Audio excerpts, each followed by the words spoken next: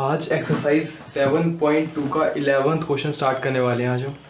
ठीक है, तो 11th क्वेश्चन क्या बोलता है। 11th क्वेश्चन है हमारे पास x अपॉन में अंडर रूट एक्स प्लस में 4 where x is greater than 0। ये क्वेश्चन करने वाले हैं। देखो, इस क्वेश्चन को हम दो तरीके से कर सकते हैं। सबसे पहले मैंने बताया था मेथड ऑफ ट्रांसफॉर्मेशन या फिर मेथड ऑफ सब्सटीट्यूशन, दो तरीके हैं, दोनों तरीक़ों से कर सकते हैं। तो यहाँ पे हम सब्सटीट्यूशन भी कर सकते हैं। x प्लस में 4 को अगर हम t मान लें तो क्या इसका डेरिवेटिव हमारे को मिल जाएगा? नहीं मिलेगा, क्योंकि ये डेरिवेटिव हमारे को नहीं मिलेगा। मगर हम x को क्या रिप्लेस कर सकते हैं? t माइनस 4 से रिप्लेस कर सकते हैं, इसलिए वैसे भी हो जाएगा, क्योंकि दोनों की डिग्री क्या है? 1 है। यहाँ पे x की डिग्री भी 1 है, यहाँ पे x प्लस में 4 की डिग्री भी क्या है? 1 है। इसलिए हम सब्सटीट्यूशन से भी कर सकते हैं, या फिर हम इसको दोनों तरीकों से देखते हैं। देखो, पहला तरीका क्या है? पहला तरीका ये है कि हम x प्लस में 4 की तरह बना दें x को। तो ये इसको कुछ हम ऐसे लिख सकते हैं, इंटीग्रेशन x प्लस में 4, ऊपर हमने प्लस 4 कर दिया है तो माइनस 4 भी करना पड़ेगा। Plus 4 minus 4 divided by under root x plus में 4 डी ऑफ एक्स। अब जब ये स्प्लिट हो जाएगा इंटीग्रेशन, तो क्या ये कुछ ऐसा बन जाएगा? x प्लस में 4 के नीचे क्या आ जाएगा? अंडर रूट एक्स प्लस में 4 आ जाएगा, और माइनस में 4 के नीचे क्या आ जाएगा? 4 के नीचे भी आ जाएगा अंडर रूट एक्स प्लस में 4 डी ऑफ एक्स। इन दोनों का इंटीग्रेशन है विद रिस्पेक्ट टू x। अब यहाँ पे बेस सेम है x प्लस 4, यहाँ पे भी क्या है? x प्लस 4, तो दोनों का बेस सेम है, डिवाइड में है तो पावर क्या हो जाएंगी? सब्ट्रैक्ट। तो ये कुछ ऐसा बन जाएगा, ये बन जाएगा x प्लस में 4 की पावर 1 माइनस 1/2। 1 माइनस 1/2 कितना हो जाएगा? ये हो जाएगा 1/2। तो x प्लस में 4 की पावर 1/2, x प्लस में 4 की पावर 1/2 हो जाएगा, माइनस में 4 x प्लस में 4 की पावर माइनस 1/2 हो जाएगा। इसका अलग से इंटीग्रेशन होगा। यहाँ पे 4 कांस्टेंट निकाल दिया है और इसका इंटीग्रेशन अलग से होगा। किसके रिस्पेक्ट में होगा? With respect to d of x.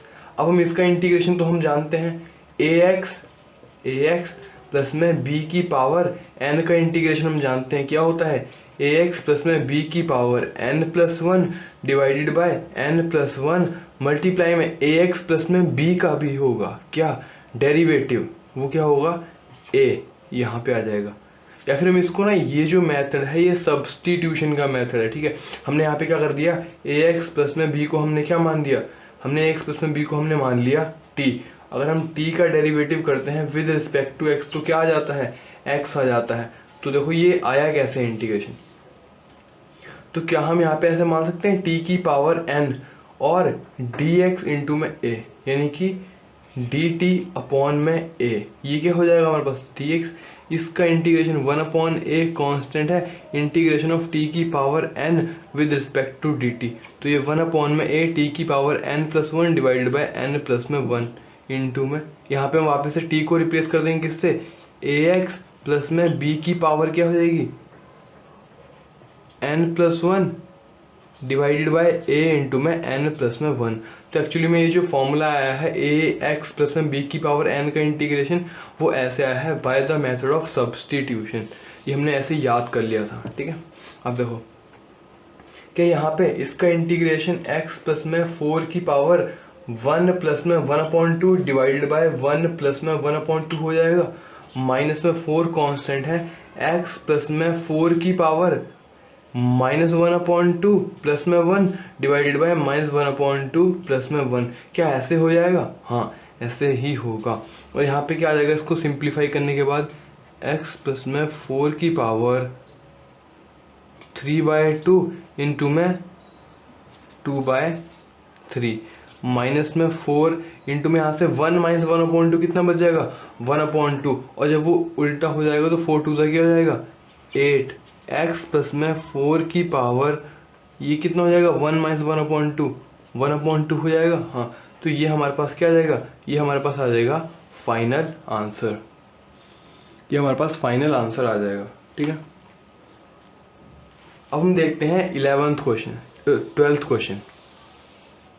देखो 12th क्वेश्चन क्या बोलता है हमारे को। 12th क्वेश्चन हम देखते हैं,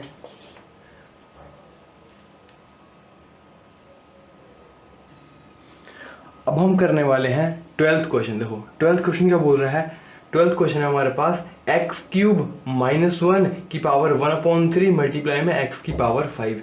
ये हमारे पास लिखा हुआ क्वेश्चन नंबर 12।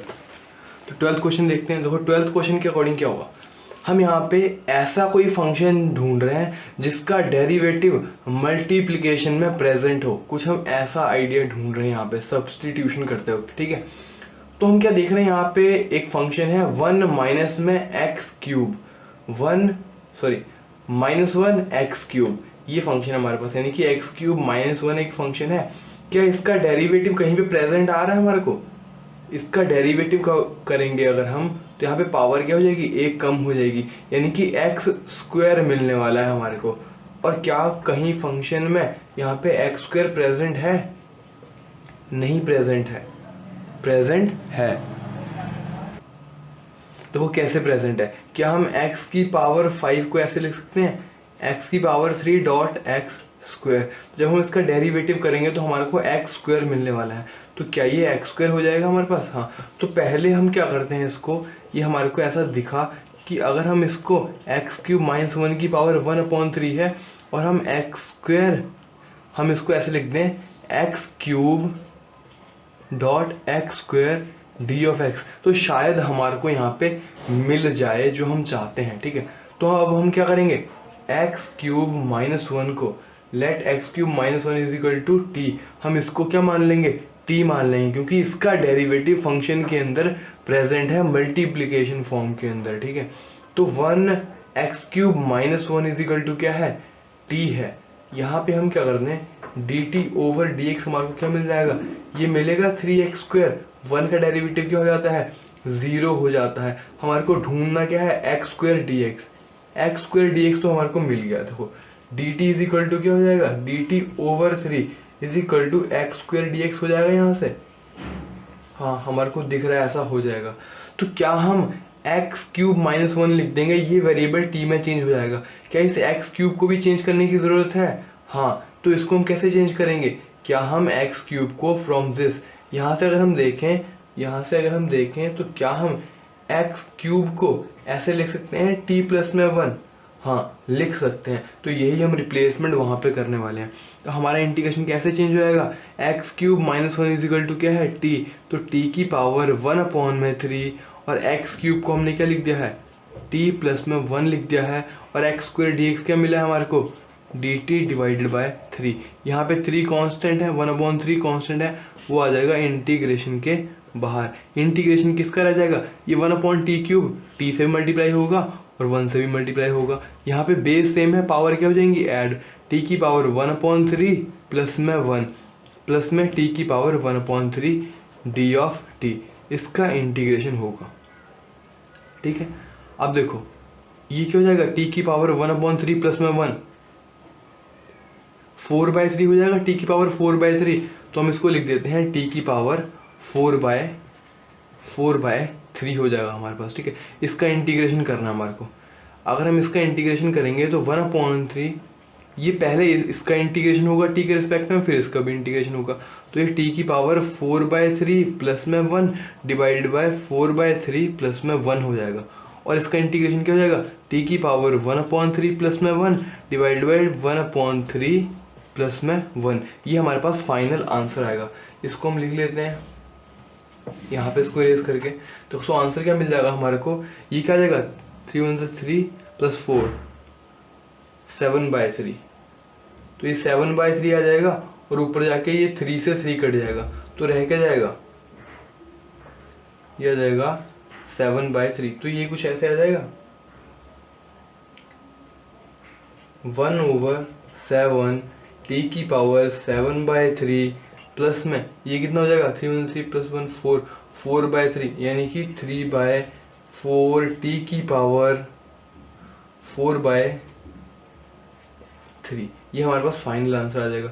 अब हम जो हमने वेरिएबल माना था टी को, है ना, एक्स क्यूब -1 को हमने क्या माना था, टी को, वापस से रिप्लेस कर देंगे। तो ये क्या बन जाएगा, 1/7 एक्स क्यूब -1 की पावर 7/3 प्लस में 3/4 एक्स क्यूब -1 की पावर 4/3 प्लस में सी। ये हमारे पास आ जाएगा फाइनल इंटीग्रेशन का आंसर। ठीक है, 12th क्वेश्चन। अब हम नेक्स्ट देखते हैं। देखो 13th क्वेश्चन हमारा क्या बोलता है। 13th क्वेश्चन है x square divided by 2 plus में 3x³ की पावर की होल की पावर 3। ये हमारे पास है integration 13th question, exercise number 7.2। इसको देखते हैं कैसे होगा हमारे पास। देखो क्या हमारे को कोई एक ऐसा फंक्शन, देखो मैंने क्या बताया था, एक फंक्शन है जो कि किसी दूसरे फंक्शन का फंक्शन है। f जो है वो g(x) का फंक्शन है। ठीक है, जैसे यहाँ पे हम लिखते हैं f(x), तो यहाँ पे फंक्शन जो है वो x का फंक्शन है ना। ये जो फंक्शन है ना, यहाँ पे फंक्शन क्या है x, this is a function of x, ऐसे बोलते हैं। तो this function is a function of g(x) और g(x) का डेरिवेटिव प्रेजेंट होना चाहिए फंक्शन के अंदर मल्टीप्लिकेशन फॉर्म के अंदर। ऐसा कुछ हम इंटीग्रेशन ढूंढ रहे हैं। ठीक है, d(x), यहाँ पे कोई कांस्टेंट भी हो सकता है। अगर इस तरह का फंक्शन है, ठीक है, तो हम यहाँ पे g(x) को क्या मान लेंगे, g(x) को मान लेंगे t। अब देखते हैं है क्या, मैं बोलना क्या चाह रहा हूँ। देखो ध्यान से, क्या यहाँ पे हमारे को दिख रहा है ये 1/2 प्लस में 3x³ की पावर 3 है ना। ये ऐसा दिख रहा है, ये किसका तो मल्टीप्लाई है, x² के साथ मल्टीप्लाइड है। तो क्या हम बोल सकते हैं this is a function of 2 plus में 3x³ का फंक्शन है ये क्या। हाँ, so this is a function of 2 plus में 3x³। क्या अगर हम इसका डेरिवेटिव करते हैं, हमारे पास इसका अगर हम डेरिवेटिव करते हैं विद रिस्पेक्ट टू x, तो क्या 9x² मिलेगा हमारे को। हाँ, 9x² मिलेगा। यानी कि this is a function, this function f of x is a function of g of x and the derivative of gx is present in the function in multiplication form। तो यहाँ पे g of x क्या हो गया, g of x हो गया ये function जिसका फंक्शन ही फंक्शन है। ठीक है, और इसका डेरिवेटिव फंक्शन के अंदर प्रेजेंट है। तो हम g of x को हम क्या मान लेंगे, t, यानी कि 2 प्लस में 3x³ को हम क्या मान लेंगे, यहाँ पे t मान लेंगे। ठीक है, तो ये है स्पेशल केस। देखो तो अब हम क्या करने वाले हैं, लेट, हम यहाँ पे क्या लिखने वाले हैं, लेट 2 प्लस में, और इम्पॉर्टेंट बात यह है कि कोई भी ऐसे पावर के अंदर हो ना, उसका डेरिवेटिव बाहर प्रेजेंट हो, तो पावर के अंदर वाले को ही t माना जाएगा। तो हम यहाँ पे क्या मान लेंगे, 2 प्लस में 3x³ is equal to t। अगर हम t का डेरिवेटिव करेंगे विद रिस्पेक्ट टू x, तो ये क्या आ जाएगा, 3 3 9x² आ जाएगा हमारे पास, आ जाएगा। ठीक है, तो अगर हम यहाँ से बोलें dt अपॉन में 9 क्या आ जाएगा हमारे पास, x² d of x आ जाएगा। ठीक है, ये हमारे पास दो इक्वेशन है, ये फर्स्ट है, ये सेकंड है। इन दोनों को हम पुट कर देते हैं जिसका हमारे को इंटीग्रेशन करना है। तो अब ये फंक्शन कैसे चेंज हो जाएगा, देखो x² dx की वैल्यू क्या मिली है हमारे को, dt अपॉन में 9, ये तो मिल गया हमारे को। ठीक है, और 1 अपॉन में हमारे पास क्या था, 2 प्लस में 3x³, 2 प्लस में 3x³, इसको हमने क्या माना था, t। तो यहाँ पे क्या ये t³ हो जाएगा, हाँ हो जाएगा। यहाँ से क्या होगा, 1 अपॉन में 9 तो कांस्टेंट है, वो तो बाहर आ जाएगा। इंटीग्रेशन किसका बचेगा, t की पावर माइनस में 3 dt, और इसका इंटीग्रेशन हम जानते हैं, x की पावर n का इंटीग्रेशन क्या होता है, x की power n+1 divided by n+1। तो इंटीग्रेशन कुछ ऐसा हो जाएगा, t की पावर -3 प्लस में 1 डिवाइड बाय -3 प्लस में 1 और प्लस में c। क्या हम वेरिएबल को चेंज कर दें जो हमने माना था, तो यहाँ पे t को हम क्या डाल देंगे, 1 अपॉन में 9 2 प्लस में 3x³ की पावर क्या है यहाँ पे 3 -1 है ना। तो यहाँ पे क्या जाएगा, माइनस में 2, ऊपर क्या जाएगा माइनस में 2, और नीचे भी क्या जाएगा डिवाइड में माइनस में, नीचे भी क्या जाएगा माइनस में 2 आ जाएगा। ठीक है, तो यहाँ पे मल्टीप्लाई हो जाएगा 9 के साथ, तो कुछ ऐसे बन जाएगा माइनस में 18, 1 अपॉन में माइनस में 1 अपॉन में 18 है ना। तो ये प्लस में c, ये हमारे पास क्या आ चुका है, ये हमारे पास आ चुका है फाइनल इंटीग्रेशन इस क्वेश्चन का। और इम्पॉर्टेंट बात ये ध्यान रखनी है कि एक क्वेश्चन के बहुत सारे इंटीग्रेशन हो सकते हैं। ऐसा क्यों, देखो हमने क्या देखा था, एक फंक्शन है, उसका अगर हम डेरिवेटिव करते हैं तो हमारे को f' मिलता है। हम डेरिवेटिव को ऐसे रिप्रेजेंट करते हैं, और अगर वापस से डेरिवेटिव से अगर हम फंक्शन की तरफ जाना चाहें तो उसको हम क्या बोलते हैं, उस प्रोसेस को हम क्या बोलते हैं, उस प्रोसेस को हम बोलते हैं इंटीग्रेशन। और जब हम डेरिवेटिव कर रहे होते हैं तो कुछ चीज़ें गायब हो जाती हैं। वो कौन सी चीज़ें होती हैं? वो होती हैं कांस्टेंट, ठीक है। और इंटीग्रेशन में है ना, हम बहुत सारे तरीक़ों से यहाँ तक पहुँच सकते हैं। तो बहुत सारे मेथड हो सकते हैं जिनसे कि हम फंक्शन तक पहुँचे। वो हो सकता है वो फंक्शन वैसा ना दिख रहा हो हमारे को, मगर वो है ना उसके अंदर मॉडिफिकेशन करके वो फाइनली वो वही फंक्शन बन जाता है। तो हम नेक्स्ट क्वेश्चन देखते हैं। ये रीज़न है कि एक ही तरह के इंटीग्रेशन के बहुत तरह के आंसर हो सकते हैं इंटीग्रेशन क्वेश्चन में। 14th क्वेश्चन देखते हैं हमारे पास, ठीक है। 14th क्वेश्चन हमारा क्या बोल रहा है? देखो 14th क्वेश्चन हमारे पास 1/x इंटू में log ऑफ x की पावर m, ठीक है। log ऑफ x की पावर m हमारे पास है। और यहाँ पे क्या बोला गया? x इज ग्रेटर देन 0 है, ठीक है। क्यों? क्योंकि जो log का जो आर्ग्यूमेंट होता है ना, log का जो है ना, log जिसका फंक्शन होता है वो हमेशा वैल्यू क्या लेता है? 0 से बड़ी ही वैल्यू होनी चाहिए। इसका इंटीग्रेशन करना है हमारे को विद रिस्पेक्ट टू x। क्या हमारे को कोई एक ऐसा फंक्शन दिख रहा है जिसका डेरिवेटिव प्रेजेंट हो फंक्शन के अंदर?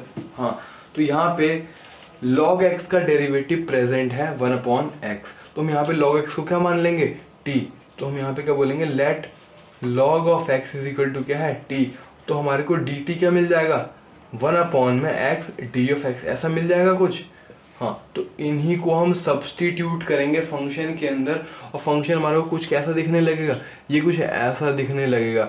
dx अपॉन में x, ये क्या बन चुका है? ये बन चुका है dt। और log x के बन चुका है t। तो क्या ये कुछ ऐसे हो जाएगा? 1/में t की पावर m dt हो चुका है। और ये t की पावर, इसको हम ऐसे लिख सकते हैं t की पावर -m dt।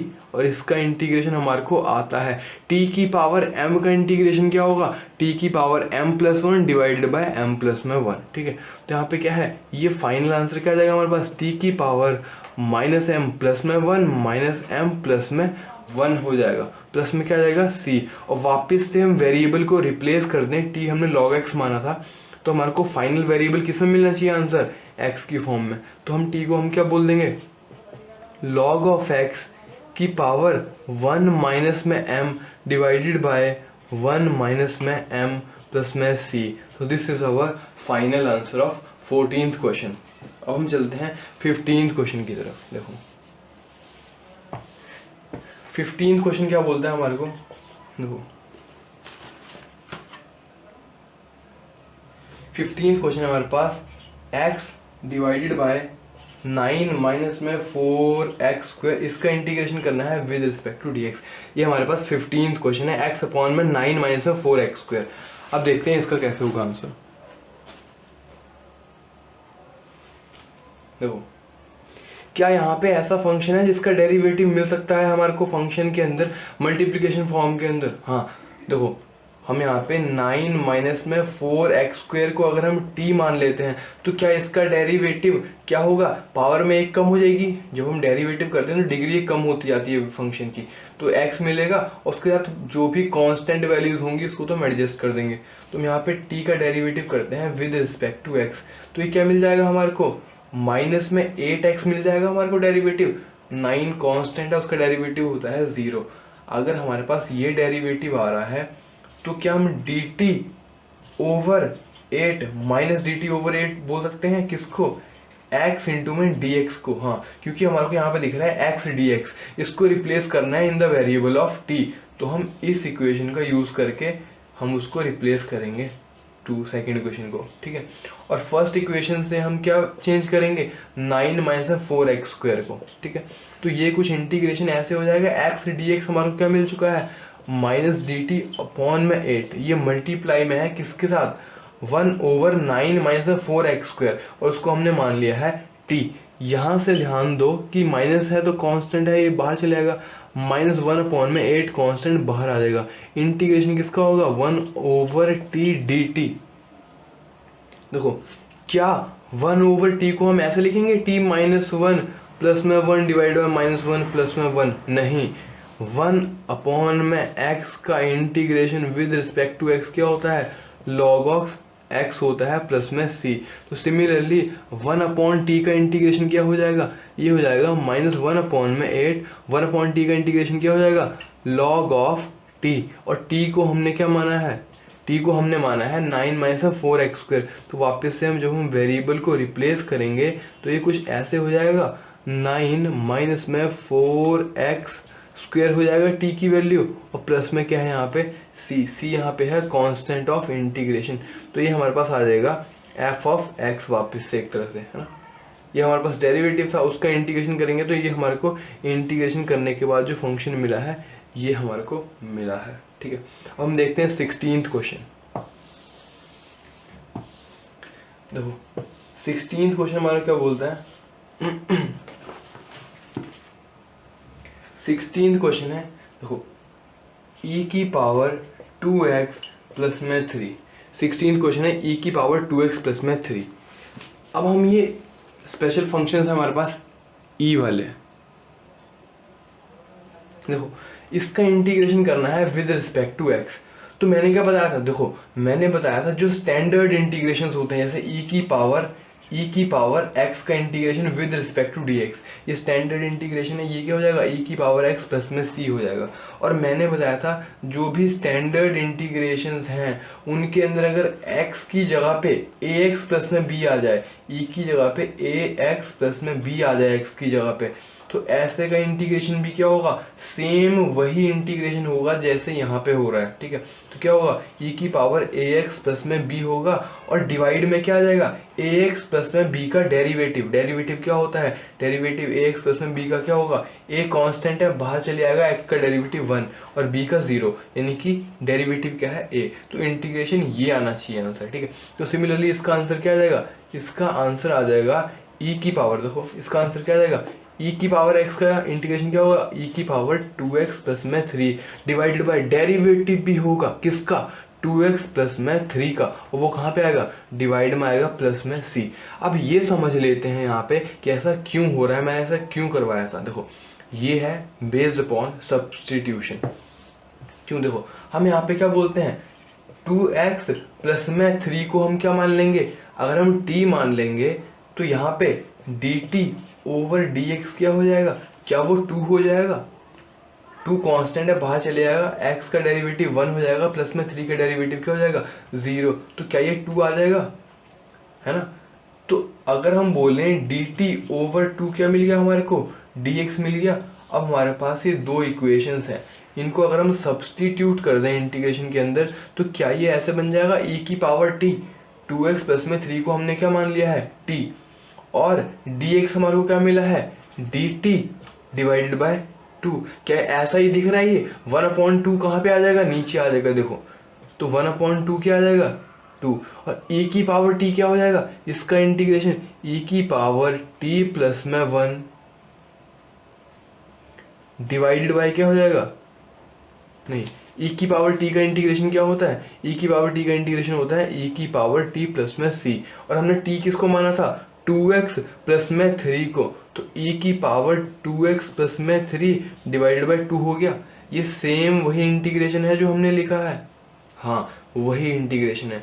तो मैं क्या बोलना चाह रहा था इससे, हमारे पास ये फाइनल आंसर तो आ चुका है, मगर कहीं पे भी जैसे साइन एक्स का इंटीग्रेशन हो रहा है, क्या होता है साइन एक्स का integration minus of course of x. अगर कहीं पे एक्स की जगह पे साइन ऑफ ax प्लस में b आ जाए, यानी कि वेरिएबल लीनियर ही फंक्शन होना चाहिए, यहाँ पे x की डिग्री कितनी है 1, यहाँ पे भी कितनी है 1, ax प्लस में b आ जाए तो ये सेम इंटीग्रेशन होगा जैसे साइन x का होगा, इसको भी हम x मानेंगे पूरे के पूरे को, ठीक है। और इंटीग्रेशन क्या आएगा हमारे पास minus of course of ax plus में b डिवाइडेड बाय डेरिवेटिव भी तो होगा किसका ax प्लस में b का, और वो कितना होता है a, और वो कहाँ पे आएगा डिवाइड में आएगा।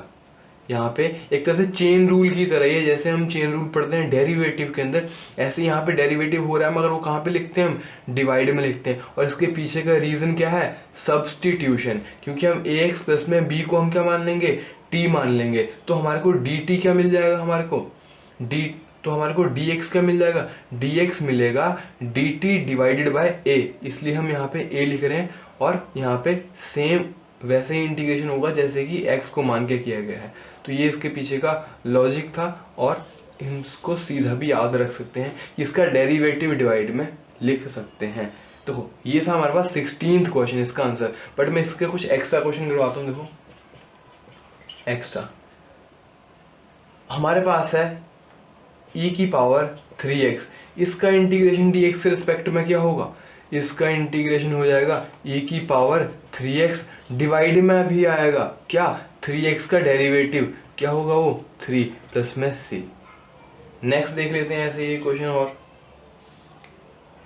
e की पावर साइन x का डेरिवेटिव क्या होगा विद रिस्पेक्ट टू x, क्या ये e की पावर साइन x ही हो जाएगा प्लस में c, नहीं ऐसा नहीं होगा। क्यों, क्योंकि मैंने बताया था जो स्टैंडर्ड फंक्शन है वहां पे x होता है, अगर उनकी जगह पे लीनियर फंक्शन आ जाए ax प्लस में b आ जाए तब ये मेथड, और साइन x का डेरिवेटिव क्या होगा, साइन x का डेरिवेटिव हो जाएगा माइनस ऑफ साइन का डेरिवेटिव हो जाएगा कॉस ऑफ x। तो क्या ऐसा ये इंटीग्रेशन होगा, e की पावर साइन x का इंटीग्रेशन e की पावर साइन x, और साइन x का भी तो होगा क्या डेरिवेटिव, वो कहाँ पे आएगा नीचे, क्या ऐसे होगा, नहीं ये क्या है गलत, ये क्या है गलत तरीका है। देखो मैंने क्या बोला था कि लीनियर ही फंक्शन होना चाहिए ax प्लस में b, यहाँ पे इसको कैसे करना पड़ेगा, इस क्वेश्चन को करना पड़ेगा सब्स्टिट्यूशन से। तो देखो कैसे होगा ये, हम यहाँ पे क्या बोलेंगे, हम यहाँ पे बोलेंगे let sine x is equal to क्या होगा t, तो dt ओवर dx क्या आ जाएगा, साइन x का डेरिवेटिव क्या होता है, साइन x का डेरिवेटिव होता है cos ऑफ x। तो यहाँ से क्या हमारे को मिल रहा है, दिस इम्प्लाइज क्या हो जाएगा हमारे पास dt, हमारा यहाँ पे क्या मिल जाएगा, sine x is equal to हमने t मान लिया है, तो dt ओवर dx क्या हो जाएगा cos ऑफ x हो जाएगा। और क्या हमारे को यहाँ पे dx की वैल्यू क्या मिल जाएगी बताओ, dx की वैल्यू मिल जाएगी dt अपॉन में cos ऑफ x, ये हमारा क्या मिल गया है dx मिल गया है। तो देखो अब इसको अगर हम लिख दें तो क्या ऐसे हो जाएगा e की पावर t और dt divided by cos of x, नहीं यहाँ पे क्या करना पड़ेगा हमारे को, यहाँ पे cos ऑफ x को भी रिप्लेस करना पड़ेगा। देखो कैसे करेंगे हम cos ऑफ x को रिप्लेस, तो यहाँ पे कन्वर्ट किस में हो चुका है, ये कन्वर्ट हो चुका है e की power t dt over cos x। तो अभी भी क्या यहाँ पे cos x प्रेजेंट है, और cos x हम वेरिएबल को चेंज करने वाले हैं इंटीग्रेशन करने के लिए t में, क्या ये चेंज हो सकता है किसी तरीके से, नहीं, तो इसका इंटीग्रेशन मेरे हिसाब से इम्पॉसिबल ही है। बट यहाँ पे मेन ध्यान रखने वाली बात क्या है, मैं समझाना क्या चाह रहा था कि e की पावर साइन x का इंटीग्रेशन ऐसे नहीं होगा कि e की पावर साइन x का इंटीग्रेशन e की पावर साइन x अपॉन में cos x हो जाएगा, ऐसा नहीं होगा, ठीक है। That's the question. अब हम देखते हैं 17th क्वेश्चन हमारे पास एक्सरसाइज का, एक्सरसाइज 7.2 का 17th क्वेश्चन। देखो 17th क्वेश्चन हमारे क्या बोलता है, 17th क्वेश्चन हमारे पास है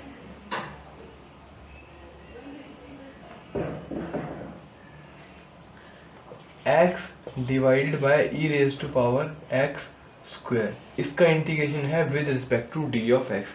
अब यहाँ पे ध्यान से देखो कि x स्क्वायर का डेरिवेटिव करने से हमारे को x मिलेगा, है ना, x स्क्वायर का डेरिवेटिव करने से 2x हमारे को मिल जाएगा, 2 तो कांस्टेंट है बाहर आ जाएगा, यानी कि हमारे को यहाँ पे मिल रहा है। तो मैंने कब बताया था, एक फंक्शन है जो कि किसी और फंक्शन का फंक्शन है और उसका डेरिवेटिव प्रेजेंट है फंक्शन के अंदर मल्टीप्लिकेशन फॉर्म के अंदर, ऐसे फंक्शन का इंटीग्रेशन हो रहा है। तो यहाँ से देखो e की power x square is a function of x square ऐसा है, और x स्क्वायर का डेरिवेटिव यहाँ पे एक k कांस्टेंट भी लगा लो, ठीक है, यहाँ पे k क्या है कांस्टेंट, क्या x स्क्वायर का डेरिवेटिव 2x आएगा, हाँ, तो क्या ये फंक्शन जो है, ये फंक्शन f जो है वो क्या इस function x square g of x का फंक्शन है, हाँ है, और क्या g ऑफ x का डेरिवेटिव यानी कि x स्क्वायर का डेरिवेटिव प्रेजेंट है, g dash of x present है। तो हम यहाँ पे क्या करने वाले हैं, यहाँ पे x स्क्वायर को हम क्या मानने वाले हैं, t मानने वाले हैं, तो हमारे को dt क्या मिल जाएगा 2x इंटू में d ऑफ x मिल जाएगा।